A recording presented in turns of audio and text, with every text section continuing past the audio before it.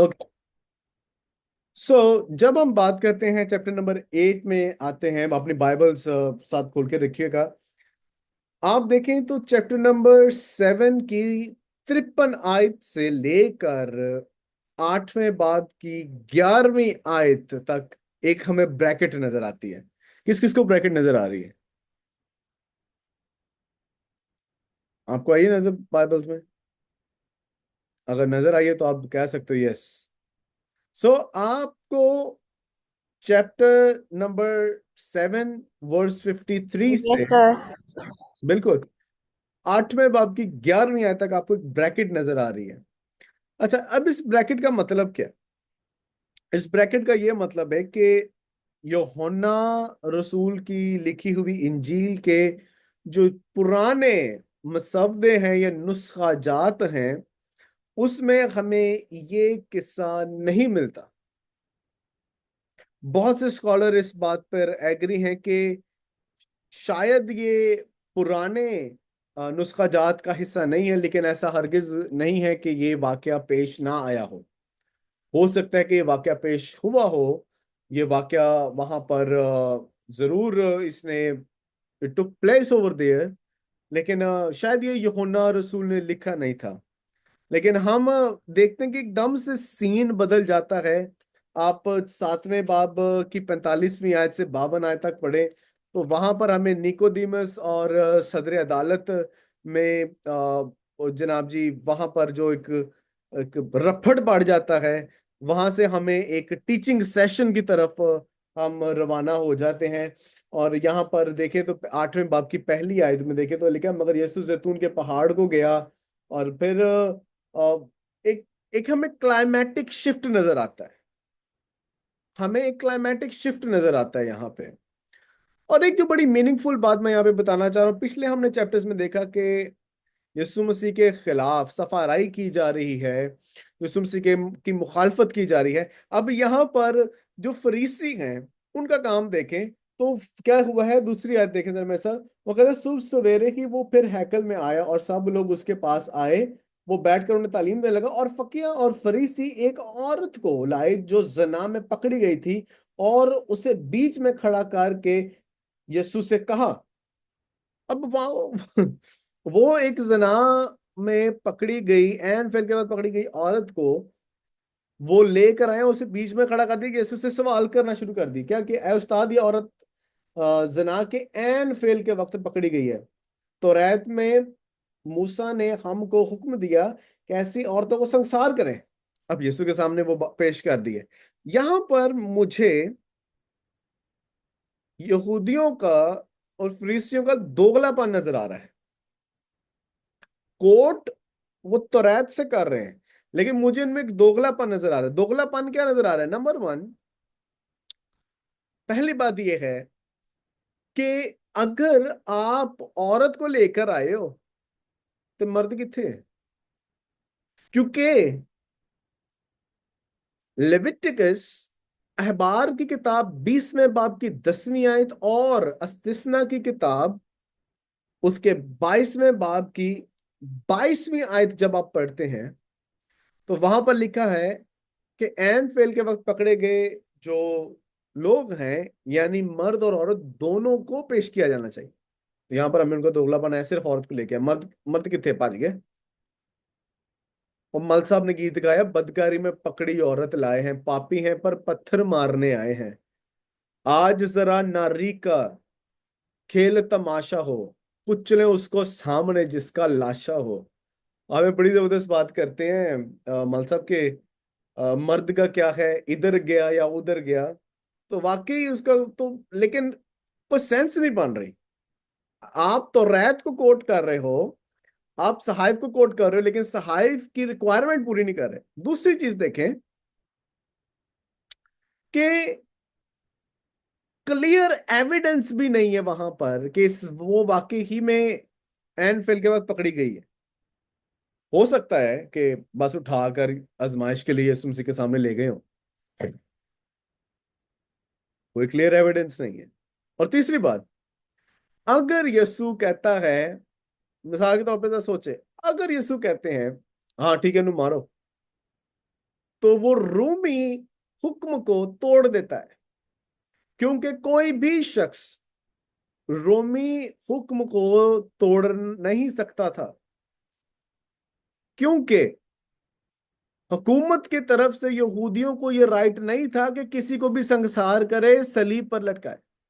इसीलिए जब सदर अदालत में यीशु मसीह के मुतालिक जब वो उसके ट्रायल्स हो रहे हैं, उसको सताया जा रहा है, उसकी आजमाइश की जा रही है, उसको दर बदर ठोकरें मिल रही हैं, बाकी गतसमनी से उठाकर उसे सदर अदालत लेकर गए हैं, जब वहां पर बात नहीं बनी तो यहूदी कायदीन ने, रहनुमा ने यह सोचा कि जब हमसे बात नहीं बन रही, चलो रोम की तरफ चलो, रोमी हुकूमत की तरफ चलो, क्योंकि वही इसका इंसाफ करेंगे। वहां पर जाकर उसने 35 पिलातूस का क्या किया, ब्रेन वॉश किया, और जिसकी वजह से मसीह को मसलूब किया गया। सो यस्सु यहां पर बड़ा वाइजली काम करते, और ये टेक्स्ट हमें यीशु मसीह की हिकमत और हाकमियत के मुतालिक बताता है। हाकमियत इसके मुतालिक कि यीशु गुनाह माफ करने की कुदरत रखता है। अक्सर आपने से ये हवाला सुना होगा, और आपने पता नहीं बड़ी बड़ी तफासिर भी पढ़ी होंगी कि यीशु मसीह ने यहाँ पर हम देखते हैं कि जमीन पर उनके गुनाहों को लिखा। एक्स्ट्रा बिब्लिकल इंटरप्रिटेशन मत करो, कुछ लिखा, हमें नहीं पता क्या लिखा है, लेकिन ये पता है कुछ ना कुछ लिखा था। और फिर यीशु मसीह ने क्या कहा कि वो शख्स पहला पत्थर फेंके जिसने कभी गुनाह नहीं किया। किसी ने फेंका?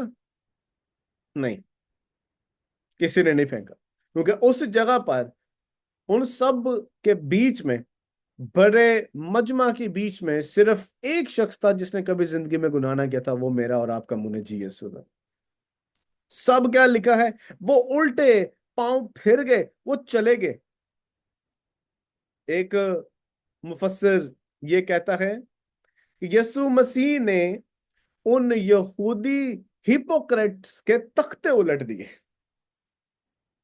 और लेटर हम देखते हैं यीशु मसीह से पास बुलाते हैं और कहते हैं कि तेरे गुनाह माफ हुए, दोबारा गुनाह ना करें।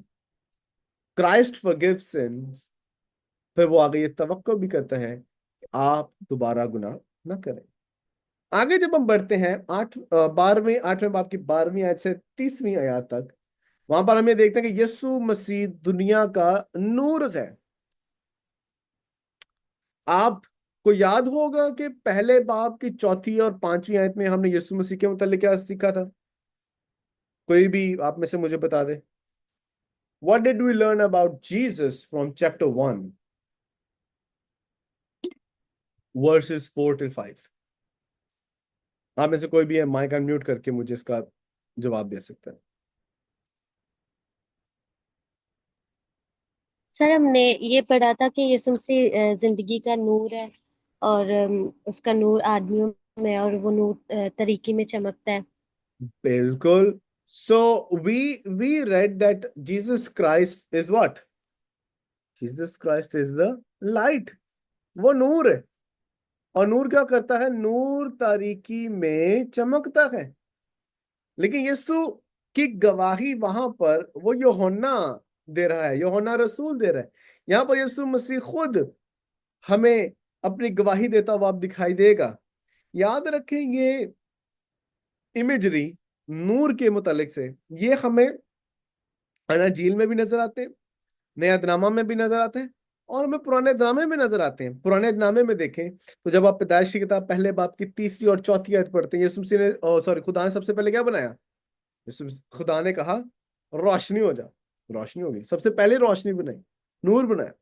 उसके बाद जब आप देखते हैं खरूज की किताब उसके 13वें बाब की 21वीं आयत से 22वीं आयत का मुताला करें, तो वहां पर लिखा है कि खुदा की हजूरी कौम बनी इसराइल के साथ ये बियाबानी सफर में रात को आग के सतूनों की मानद और सुबह को बादल के मानद वो उनके साथ साथ रहते।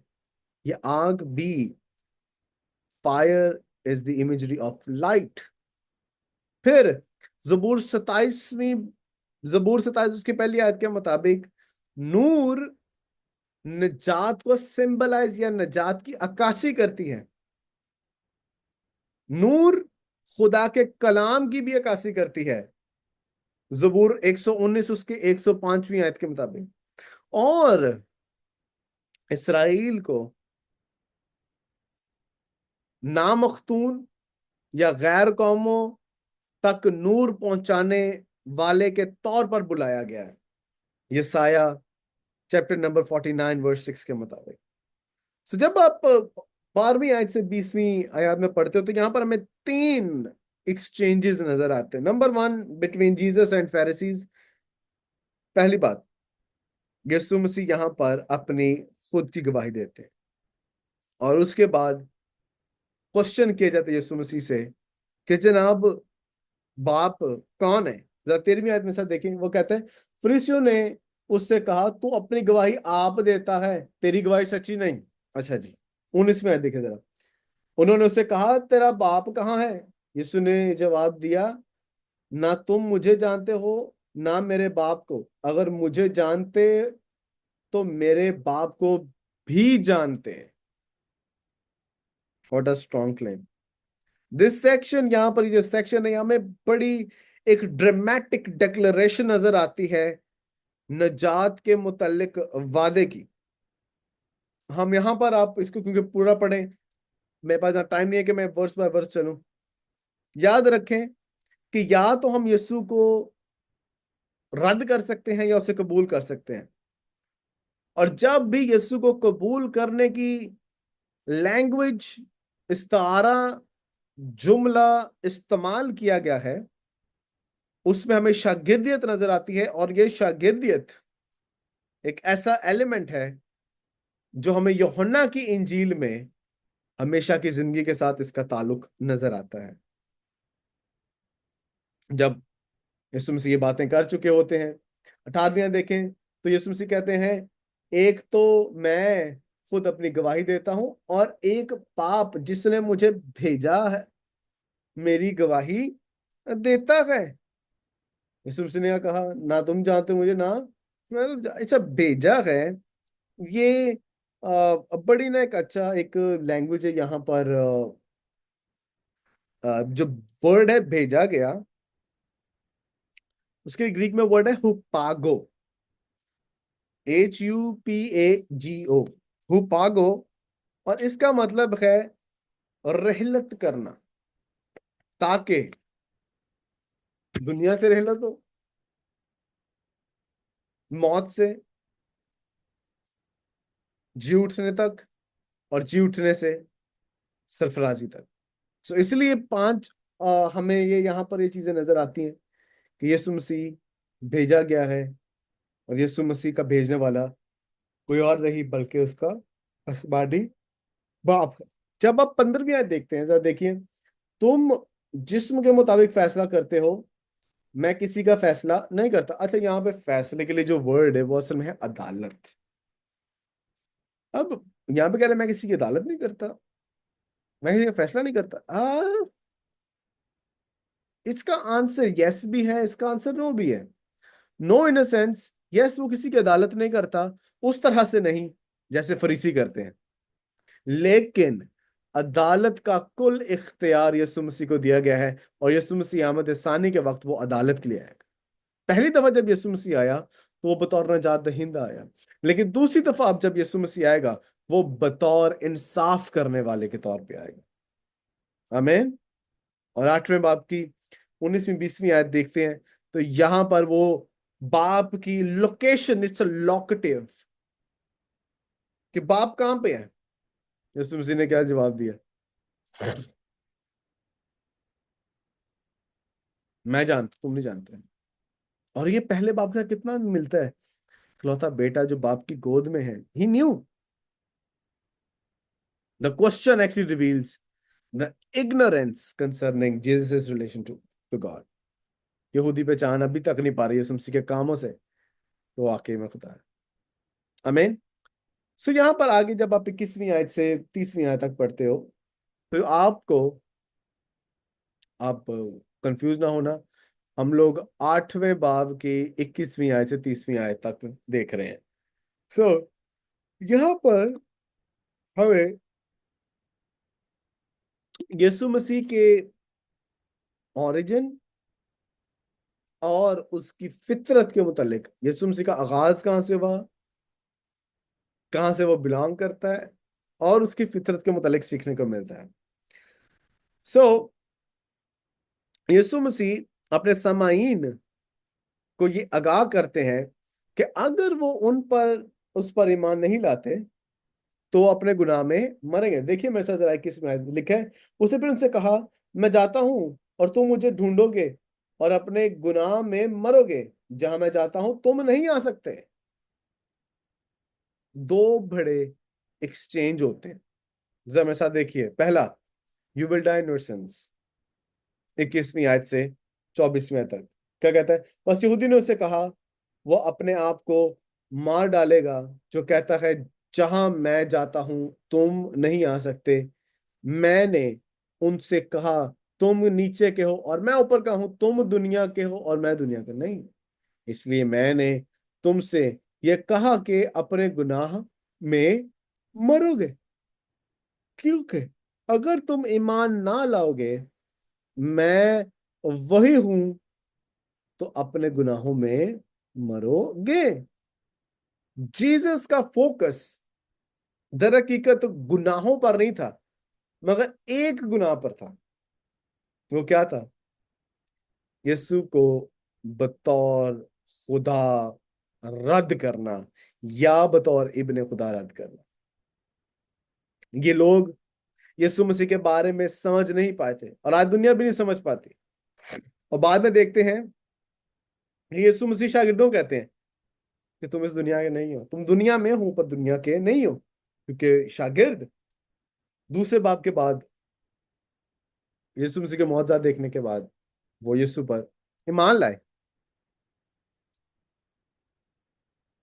25वीं आयत से 30वीं आयत तक देखते हैं तो हमें यहाँ पर यीशु मसीह की आइडेंटिटी के मुतालिक मिलता है। फिर उन्होंने उससे कहा, तू कौन है? यीशु ने उससे कहा, मैं वही हूँ जो शुरू से तुमसे कहता आया हूं। मुझे तुम्हारी निस्बत कुछ कहना, बहुत कुछ कहना और फैसला करना है, लेकिन जिसने मुझे भेजा है और जो मैं उससे सुना वही दुनिया को कहता हूँ। They are inquiring about Jesus identity, मगर यीशु का फोकस आसमान पर, निजात के ऊपर। आमीन। सो आगे जब हम देखते हैं 31वीं आयत से आगे, तो हमें यहाँ पर यीशु मसीह को एज द ग्रेटर अब्राहम के तौर पर पेश किया गया है, कि वो अब्राहम से बढ़कर है। और इस हिस्से को हम तीन हिस्सों में डिवाइड कर सकते हैं। पहला हिस्सा है 31 से 38वीं आयत तक, जहां पर यीशु मसीह ये खास तौर पर बयान करते हैं कि Jews are physical descendants of Abraham but not the spiritual descendants, कि वो यहूदी अब्राहम की नस्ल तो है मगर जिस्मानी, मगर रूहानी नहीं। और यीशु मसीह उनको अपने आप में कायम करने के लिए, अपने आप में समा जाने के लिए इनवाइट करता है। He says, come and abide in me. Okay, yeah, वो कहता है he invites to कि वो उसमें अबाइड करें। और जब आप यीशु मसीह पर ईमान रखते हैं और जब आप यीशु मसीह में कायम रहते हैं, आप एक अच्छे शागिर्द होने का फर्ज निभाते हैं। नंबर 2, आप सच्चाई को पहचानते हैं। नंबर 3, आप रूहानी रूहानी रूहानी आजादी का मजा भी चखते हैं। यहूदी इस बात पर बड़ा फख्र करते थे कि वो आजाद है, मगर वो गुलाम थे। और उनकी गुलामी हमें दो तरह से नजर आती है, रूहानी गुलामी, दूसरा रोमियो के मतहत। दूसरे सेक्शन में यीशु मसीह बताते हैं कि तुम यहूदी खुदा के बेटे नहीं हो। यहूदी इस बात पे बड़ा फख्र करते थे कि वो खुदा के बेटे हैं, मगर यीशु कहता है तुम खुदा के नहीं, तुम इब्लीस के बच्चे हो। वर्स 39 से 47 तक पढ़ सकते हैं आप, कि तुम इब्लीस के बच्चे हो। और यीशु मसीह रेफर करते हैं पहले मर्डर को, जो हमें नजर आता है काइन और हाबिल का। और यीशु कंट्रास्ट डेवलप करता है अपना और इब्लीस में, अपने आप को बतौर खुदा पेश कर। और फिर वर्स नंबर 48 से 59 तक हम देखें तो यीशु मसीह अपने आप को अब्राहम से बड़ा बयान करते हैं। द जूज, यहूदी, यीशु मसीह को सामरी कहकर पुकारते हैं। अपनी तरफ से वो इंसल्ट कर रहे हैं क्योंकि वो सामरी से नफरत करते थे। मगर यीशु कहता है इससे पेशतर मैं अब्राहम होता मैं हूं। और ये एक बिग बिग बिग क्लेम है यीशु मसीह की अलूहियत के मुतालिक। आमीन। So any questions from chapter 8? कोई क्वेश्चन है तो आप पूछ सकते हैं अभी।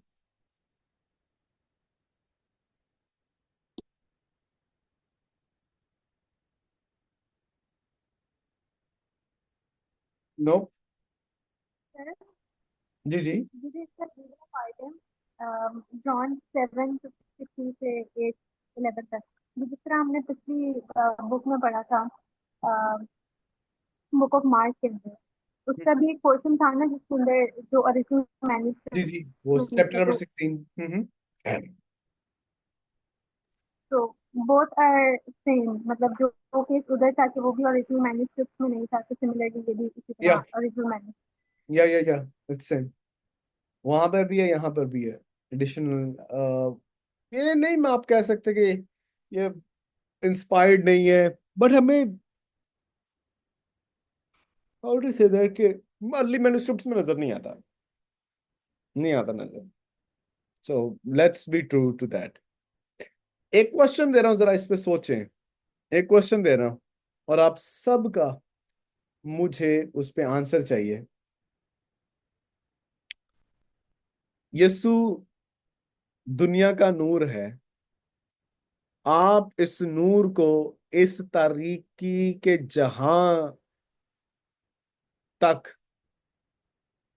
आप किस तरह से इस तारीकी जहां में रहते हुए इस दुनिया के नूर की रोशनी को लोगों तक लेके जा रहे हैं। अगेन मैं बताता हूँ, सिंप्लीफाई करता हूँ, ये आपका मिशन स्ट्रेटेजी में डेवलप करने लगा अभी। यीशु मसीह दुनिया का नूर है। आप तारीकी में रहते हो। आप तारीकी तक इस दुनिया के नूर को कैसे लेके जा सकते हैं? आपको मैं 5 मिनट्स दे रहा हूं, इस पे सोचें। मैं तब तक जरा अपनी कॉफी बना लूं। तो ये बड़ा मशहूर सा वाक्य है चैप्टर नंबर 9 में, और आपने बहुत अच्छे रिस्पॉन्स दिए हैं। I appreciate that. एटलीस्ट सोचें, कुछ सोचो। ठीक है। सो चैप्टर नंबर 9 में जब हम चलते हैं तो यहाँ पर हमें एक शख्स की कहानी के बारे में पता चलता है। और ये एक ऐसे शख्स की कहानी है जो जन्म से अंधा था। जन्म से अंधा था। ठीक है। वो कभी भी उसे देखा नहीं था। इस शख्स की जिंदगी में अंधेरा ही अंधेरा था। कोई उम्मीद नहीं थी।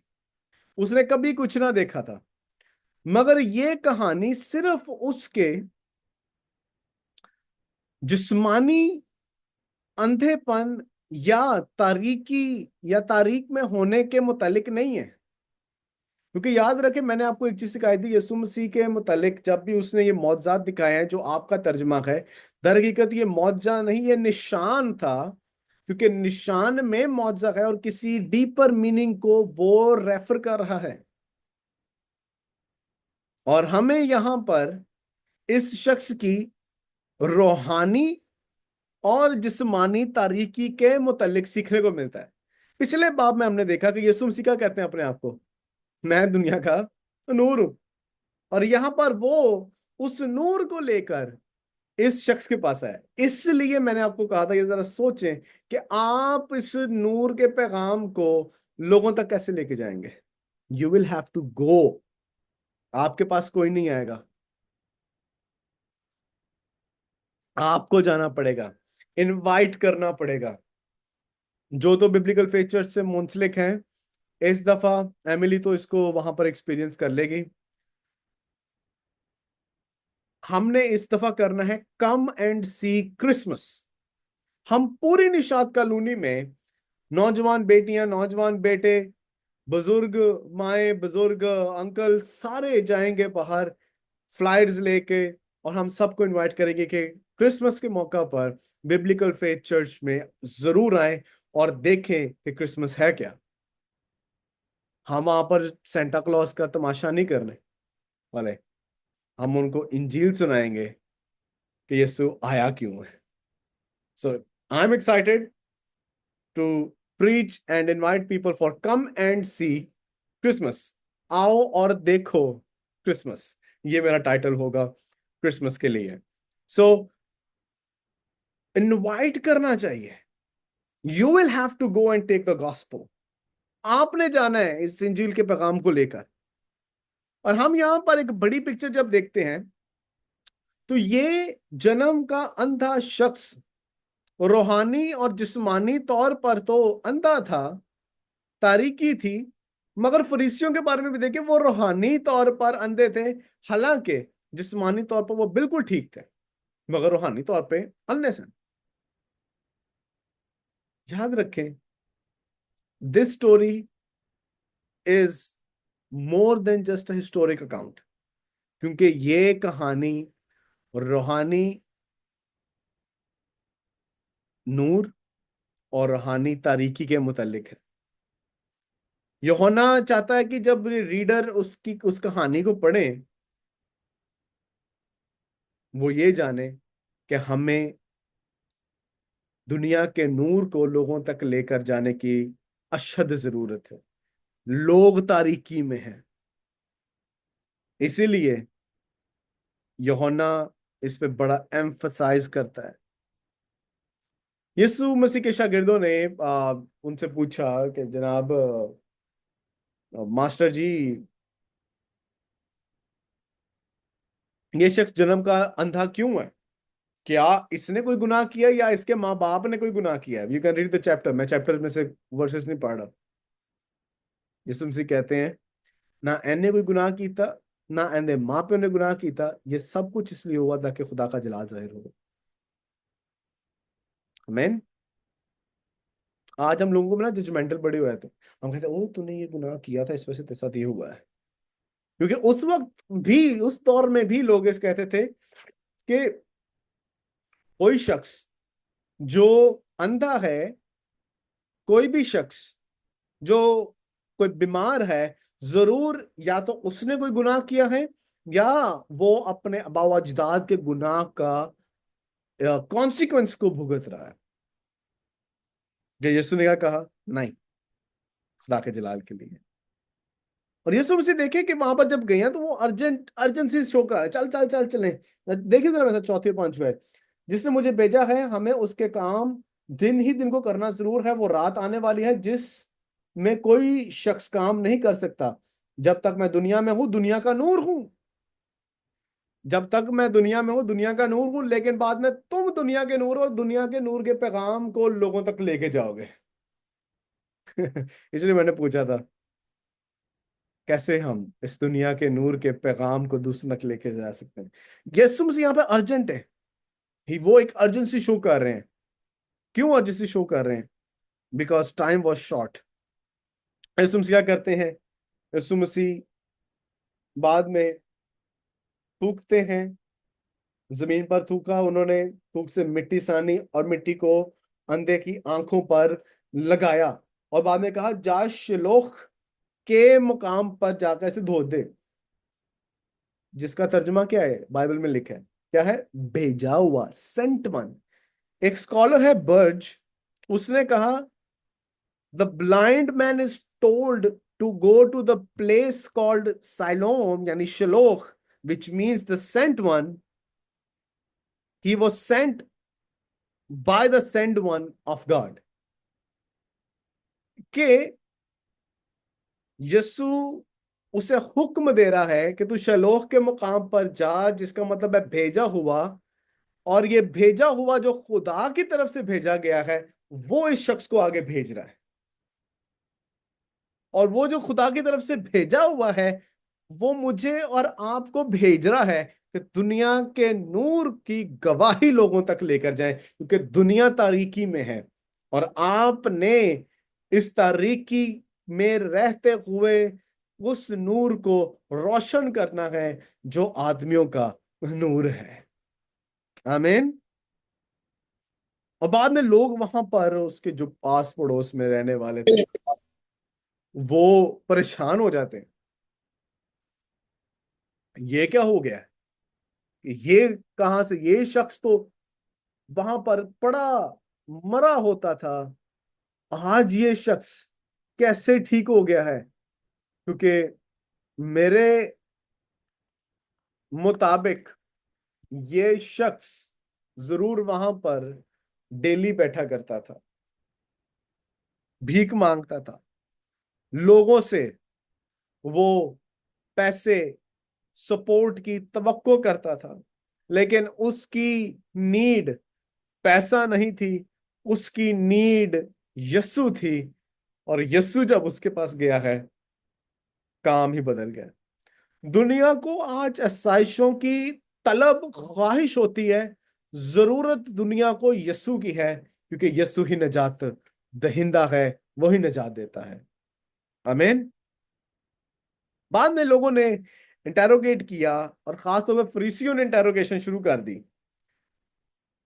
तफ्तीश करना शुरू कर दी, तहकीक और तफ्तीश करना शुरू कर दी कि जनाब ए वाकई अन्ना सी। अच्छा, उस शख्स के माँ बाप को बुलाया जाता है सदर अदालत में, माँ बाप से पूछा जाता है कि जनाब ए वाकई अन्ना सी। माँ बाप से इंटेरोगेशन की जाती है। और फिर मजे की बात आ, देखें आप पढ़ सकते हैं ये 13वीं आयत से 34वीं आयत तक, फरीसियों में फूट पड़ गई है, फकीहों और फरीसियों में फूट पड़ गई। अब कुछ लोग ये कहना शुरू हो गए हैं कि ये वाकई ही में यस्सु खुदा की तरफ से भेजा हुआ कोई है, क्योंकि जो निशानात वो दिखा रहा है कोई आम शख्स नहीं दिखा सकता। No one can show the science. लेकिन कुछ कह रहे हैं नहीं, ये इबलीस की तरफ से है, क्योंकि ये सबत के कानून को तोड़ता है। ਉਹਨੂੰ ਪੁੱਛਿਆ ਗਿਆ ਉਹ बेचारे ਨੂੰ, और तू की समझना है, वो कहता कोई नबी है पाए। जब आप इसमें पर्सनल बाइबल स्टडी करेंगे अपनी, तो नोट कीजिएगा इस शख्स ने कमेंट्स क्या किए हैं, बड़े मजेदार कमेंट्स किए हैं। और पेरेंट्स से जब पूछा गया, पेरेंट्स से वो हेजिटेंट थे, क्योंकि उनको डर था कि कहीं उन्हें इबादत खाना से खारिज ना कर दिया जाए। लेकिन इस शख्स की बोल्डनेस देखें, नामे बाप की 25वीं आयत में देखें, तो वो कहता है, उसने जवाब में से कहा, जवाब दिया, मैं नहीं जानता कि वो गुनहगार है या नहीं, एक बात जानता हूं कि मैं अंधा था अब भी ना हूं। हालेलुया। आज भंडार लगा दिया जाता है, मेरी गवाही ये है, ये हुआ फलां हुआ, मैं रोड पर जा रहा था, मुझे गाड़ी मार के चलेगी, वो मेरी वक्खी में बाज गई, मेरी वक्खी बन गई आई डोंट नो क्या क्या लंबी चौड़ी अजीब शनाब गवाहियां दे रहे होते हैं। इस शख्स की गवाही देखें, जिसने कभी जिंदगी में देखा नहीं था। वो बता सकता था कि मैं इस प्रॉब्लम में गया, मैं इस प्रॉब्लम में हुआ, मैं यहां पर गया, मुझे कभी शिफा नहीं मिली, मुझे ये हुआ वो ब्ला ब्ला ब्ला। उसके पास बहुत कुछ हो सकता है बताने के लिए, लेकिन उसकी गवाही चेक करें, क्या गवाही है, अंधा था बीना हूं। हालेलुया। आपकी गवाही मौसर तब होगी जितनी थोड़ी होगी उतनी मौसर होगी। इस शख्स की गवाही मौसर थी, इस शख्स की गवाही में खुदा का जलाल जाहिर हो रहा था, और ये हमने सीखना है। बाद में देखते हैं ये शख्स कहता है, जनाब लगता कोई नबी है, क्या आप भी उसकी शागिर्द होना चाहते हो। ਯਹੂਦੀਆਂ ਨੂੰ ਹੋਰ ਤਪ ਚੜ गई, उन्होंने क्या कि बस ए बंदा ते गया। याद रखें, इस शख्स ने, इस अंधे शख्स ने यीशु मसीह की परस्तिश की, और अब वो रूहानी और जिस्मानी तारीकी में मुब्तला नहीं है। हालेलुया। चलें जी, चैप्टर नंबर 10। मैं कोशिश कर रहा हूँ कि जल्दी जल्दी, वाला मेरे नोट्स बहुत डिटेल्ड हैं, कोशिश कर रहा हूँ कि जल्दी जल्दी हम कवर कर लें ताकि आप स्टडी कर सके खुद वर्ड को। जब आप 10वें बाब में पहुंचते हैं, आप chapter number 10 of gospel of John is one of my favourite chapters. 10वें बाब को हम दो हिस्सों में बांट सकते हैं। नंबर 1, पहली आयत से 21वीं आयत में यीशु मसीह बतौर अच्छा चरवाहा, और उसके बाद 22वीं आयत से 42वीं आयत में हमें यहां पर एक ईद के मुतालिक सीखने को मिलता है। ठीक है, 22वीं आयत से 52 आयत तक हमें एक ईद के मुतालिक सीखने को मिलेगा, और वो अभी हम थोड़ी देर तक उसको स्टडी करेंगे। सो 10वें बाब में जब चलते हैं, यीशु मसीह इस सेक्शन में दो आई एम, मैं हूं स्टेटमेंट्स देते हैं। नंबर 1, यीशु मसीह कहते हैं अच्छा चरवाहा मैं हूं। यीशु मसीह नहीं कहते चरवाहा मैं हूं, कहते अच्छा चरवाहा मैं हूं। और फिर कहते हैं दरवाजा मैं हूं। इस सेक्शन में ये इमेजरी जो यीशु मसीह यहां पर इस्तेमाल कर रहे हैं कि मैं चरवाहा हूं, इस इमेजरी ने, इस इन अल्फाज ने, इस जुमले ने एक्चुअली बहुत से लोगों को तसल्ली और उम्मीद भी दी है। ये दोनों दावे यीशु मसीह को बतौर मुनज्जी के तौर पर शो करते हैं। मसीह का बतौर दरवाजा होना, ये इस बात की निशानदही है कि यीशु अकेला ही खुदा बाप की तरफ जाने का रास्ता है, और कोई रास्ता नहीं है। आसमान के तले जमीन के ऊपर आदमी को कोई दूसरा नाम बख्शा नहीं किया जिसके वसीला से निजात हो। एक ही नाम है, एक ही दरवाजा है, और वो यीशु मसीह है। और बतौर चरवाहा होना, ये इस बात की निशानदेही है कि वो अपनी जान अपने लोगों के लिए देता है ताकि उनकी नजात को वो महफूज कर सके। जरा देखिए मेरे साथ 11वीं है, 10वें बाब की 11वीं है। वो कहता है अच्छा चरवाहा मैं हूं, अच्छा चरवाहा भेड़ों के लिए अपनी जान देता है। 15वीं आयत देखें, अच्छा चरवाहा मैं हूं, जिस तरह बाप मुझे जानता है मैं बाप को जानता हूं। 17वीं आयत देखें, बाप मुझसे इसलिए मोहब्बत रखता है कि मैं अपनी जान देता हूं और ताकि उसे फिर ले लूं। अब आप अंदाजा लगाएं, सलीब पर जब तक यीशु मसीह ने ये नहीं कहा मैं अपनी जान तेरे हाथों में देता हूं, मौत की जुर्रत ना हुई उसे छूने। लाजर को वो जिंदा करता है। यहां से पता चलता है यीशु मसीह को जान देने का इख्तियार है। अपनी जान दे दी, जान लेने का भी इख्तियार है ना हमारा मसीहा। Amazing, yes he really is amazing, आमीन। यहां पर यीशु मसीह चरवाहे, चोर, थीव्स, रॉबर्स के साथ अपने आप को वो कंपेयर करता है। क्योंकि और वो खास तौर पर ये चोर चकारे उनको कह रहा है जो उस टाइम के यहूदी लीडर्स हैं, क्योंकि पिछले बाब में हम देखते हैं कि वो क्या क्या कारनामे अंजाम दे रहे थे। और यीशु मसीह अपने मुतालिक बड़े सीरियस है। जरा देखिए मेरे साथ 10वीं बाब की पहली आयत। वो कहता है मैं तुमसे सच कहता हूं कि जो कोई दरवाजे से भेड़ खाना में दाखिल नहीं होता बल्कि किसी तरफ से चढ़ कर जाता है, वो चोर और डाकू है। He is a thief, he is a robber. वो चोर और डाकू है, क्योंकि चरवाहा हमेशा दरवाजे से दाखिल होगा, मगर चोर और डाकू कभी भी दरवाजे से दाखिल नहीं होगा। और यीशु मसीह चोर और डाकू इन यहूदी लीडरों को कह रहे हैं कि तुम चोर और डाकू हो, जो बनते तुम चरवाहे हो तुम चोर और डाकू। और अगर चरवाहे हो भी तो नकली, तो झूठे चरवाहे हो। इसलिए यीशु कहते हैं अच्छा चरवाहा मैं हूं, I am the good shepherd. और यीशु मसीह यहां पर 7वीं और 8वीं आयत पढ़े जरा मेरे साथ। यीशु मसीह ने कहा, उनसे फिर कहा मैं तुमसे सच कहता, ये जो यहाँ पे वर्ड है ना मैं तुमसे सच कहता हूं, इंग्लिश में वर्ड है truly truly, I say to you. और ग्रीक में इसके लिए वर्ड है आमेन आमेन। आमीन आपको याद है ना क्या? हम दो आगे बोलते हैं, इसमें कह रहे हैं आमीन आमीन आई टेल यू, आमीन आमीन लेगो I tell you, truly truly I tell you, truly truly I say to you. मैं तुमसे सच कहता हूँ। आज मुझे लगता है तर्जुमा ये होना चाहिए, मैं तुमसे सच सच कहता हूँ, मैं तुमसे सच सच कहता हूँ। वो ये कहता है कि अच्छा जवाब मैं हूँ और दरवाजा मैं हूँ। आमीन। He is the door, he is the only way to salvation. और खास तौर पर जब ये इमेजरी आप चरवाहे की देखते हैं, हमें याद रखना चाहिए कि यीशु मसीह अच्छा चरवाहा वाकई ही में है। जरा देखिए मेरे साथ 8वीं आयत। जितने मुझसे पहले आए सब चोर और डाकू हैं, मगर भेड़ों ने उनकी ना सुनी। दरवाजा मैं हूं, अगर कोई मुझसे दाखिल होता है तो निजात पाएगा और अंदर और बाहर आया जाया करेगा और चारा पाएगा।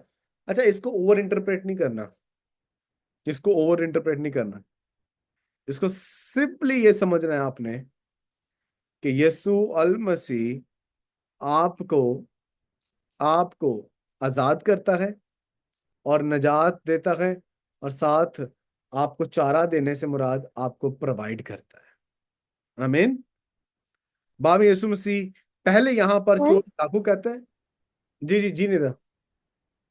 सर मैंने यही पूछना था कि यहाँ पे लिखा है जितने मुझसे पहले आए सब चोर और डाकू हैं, मगर भेड़ों ने उनकी ना सुनी। ये चोर और डाकू मतलब वो जो पहले नबी आए थे उनके बारे में? No no no no no no no, हम्म।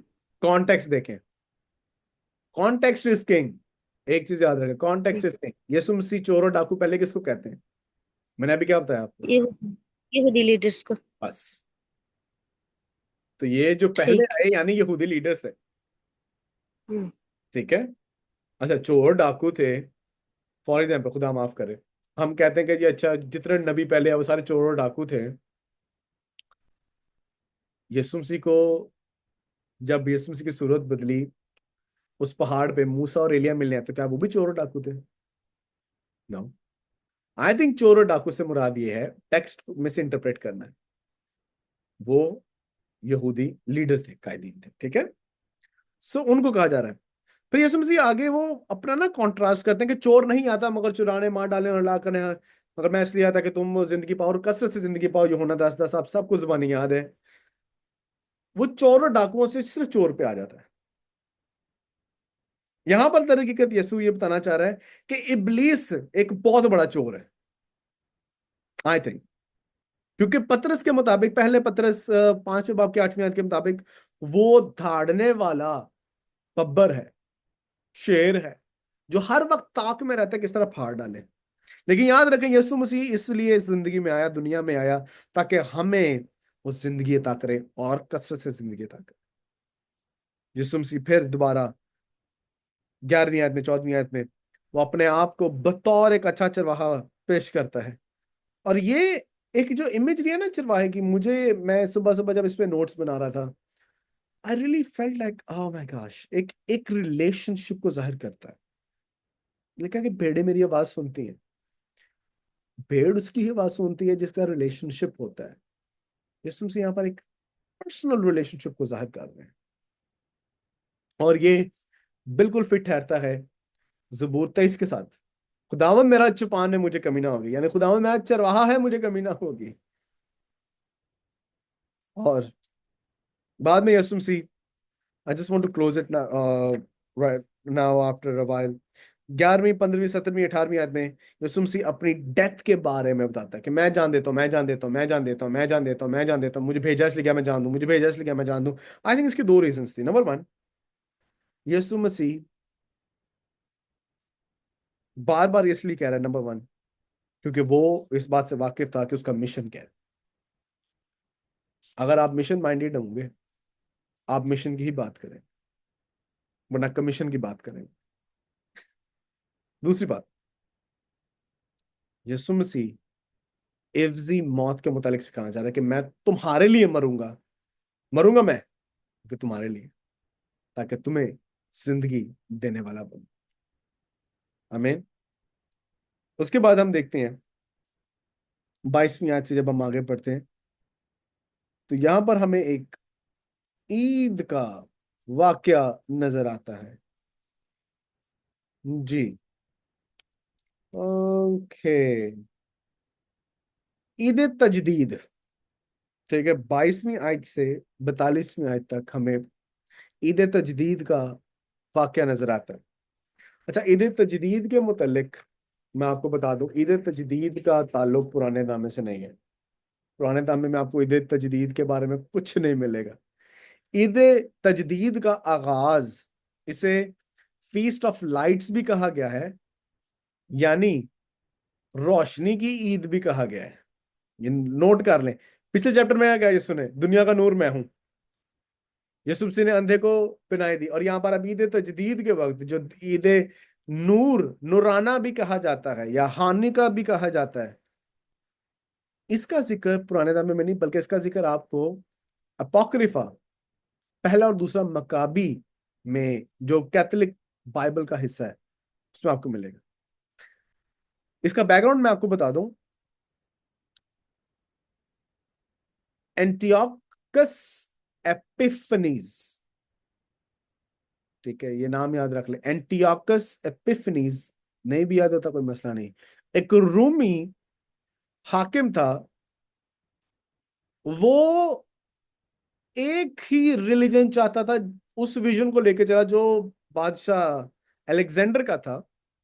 इसने क्या किया, ये चाहता था कि सब लोग जूस, एक देवता है, उसकी पूजा, उसकी प्रस्तिश करें। ठीक है, उसकी पूजा, उसकी प्रस्तिश करें। अच्छा जी। इसने क्या किया, इसने हैकल में, यहूदी हैकल में जोस का बुत वहां पर खड़ा कर दिया, और हैकल में सूअर की कुर्बानी की। सूअर शरीयत के मुताबिक क्या है, हराम है, अल हराम, सूअर की कुर्बानी की जनाब। अच्छा, एक शख्स यहूदी मकाबी खड़ा हो गया कि जिसका तर्जमा या जिसका मतलब है थोड़ा, वो खड़ा हो गया, और इसने यहूदी लोगों के साथ मिलके बगावत, रिवॉल्ट शुरू कर दिया इस सब चीजों के मुताबिक, के अगेंस्ट। हैकल को पाक साफ कर दिया गया, और हैकल को दोबारा से खुदावंद के लिए, उसकी बारगाह के लिए दे दिया गया। और आपको मैं मजे की बात बता दूं, जब यीशु मसीह शाहाना तौर पर दाखिल होते हैं यरूशलेम में, तो लोग खजूरों की डालियां लेके जाते हैं। खजूरों की डालियों का कॉन्सेप्ट इस ईद की वजह से निकला था, ईद तजदीद। उन्होंने खजूरों की डालियां ली, ईद तजदीद मनाई, क्योंकि वो चाहते थे कि मसीहा अब आए, और वो ये चाहते थे कि खुदावंद की तमजीद हो, क्योंकि हैकल को पाक साफ कर दिया गया है। अब यहाँ पर दोबारा से ईद तजदीद मनाई जा रही है, और यीशु मसीह यहाँ पर मौजूद हैं, और वो ईद तजदीद इस बात के लिए मना रहे हैं कि उनको रिहाई दी गई उस बादशाह के गुलामी, उसके सारे हमलों से। यीशु मसीह ये दर हकीकत बताना चाह रहे हैं कि मैं खुदा की तरफ से भेजा गया हूं, और मैं अल्टीमेट डिलीवरर हूं।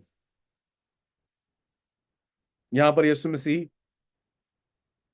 इस मौका पर अपने मसीह होने का 24वें से 31वें आयत तक प्रूफ देते हैं, और अपने बेटे होने का 32वीं आयत से 29वें आयत तक वो प्रूफ देते हैं। इसके बाद यीशु मसीह बैतेनिया में जाते हैं, जहां पर यूहन्ना बपतिस्मा देने वाला मुनादी किया करता था। और उसके बाद यीशु मसीह दोबारा यरूशलेम में नहीं आया, जब तक शाहाना तौर पे वो दाखिल ना हो जाता। वो अपने आखिरी हफ्तों में आया था। एक चीज नोट करें कि यरूशलेम में जितने भी लोग थे, वो यीशु मसीह पर कुफर बकने का इल्जाम लगाते थे, लेकिन जो बियाबान में थे, वो यीशु मसीह को बतौर मसीहा तस्लीम करते थे। सो फ्रेंड्स, इन बातों को सीरियस लें।